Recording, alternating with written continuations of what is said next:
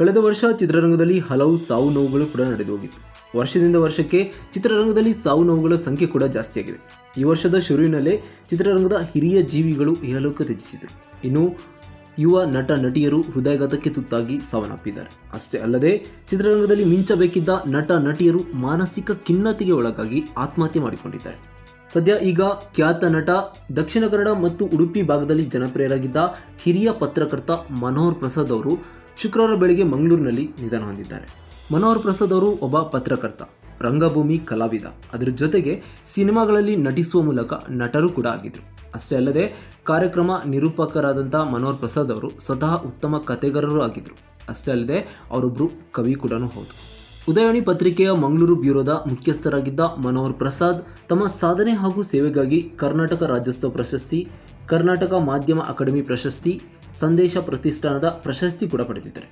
ಮೂಲತಃ ಕಾರ್ಕಳ ತಾಲೂಕಿನ ಕರುವಾಲು ಗ್ರಾಮದವರಾದ ಮನೋಹರ್ ಪ್ರಸಾದ್ ಮಂಗಳೂರಿನಲ್ಲಿ ಕಾಲೇಜು ಪದವಿ ಶಿಕ್ಷಣ ಮುಗಿಸಿದ ನಂತರ ನವಭಾರತ ಪತ್ರಿಕೆಯಲ್ಲಿ ಪತ್ರಿಕಾ ವೃತ್ತಿ ಆರಂಭ ಮಾಡ್ತಾರೆ. ಬಳಿಕ ಉದಯವಾಣಿ ಮಂಗಳೂರು ವರದಿಗಾರರಾಗಿ ಸೇರ್ಪಡೆಗೊಳ್ತಾರೆ.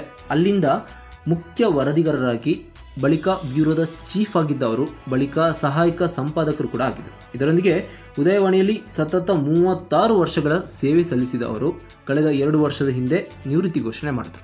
ಅವರೊಬ್ಬರು ಉತ್ತಮ ಬರಹಗಾರರು ಅಷ್ಟೇ ಅಲ್ಲ, ಅನೇಕ ಕತೆ ಕವನಗಳನ್ನು ಕೂಡ ಬರೆದಿದ್ದಾರೆ. ಅದರ ಜೊತೆಗೆ ಒಂದಷ್ಟು ಸಿನಿಮಾಗಳಲ್ಲಿ ನಟನೆ ಕೂಡ ಮಾಡಿದ್ದಾರೆ.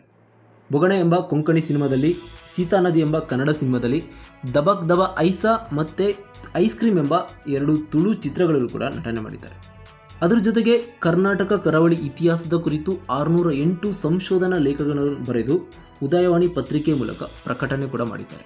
ಕರಾವಳಿಯ ಪತ್ರಿಕಾ ರಂಗಕ್ಕೆ ಬೇರೆ ರೀತಿಯಂಥ ರೂಪ ಕೊಟ್ಟವರು ಮನೋಹರ್ ಪ್ರಸಾದ್.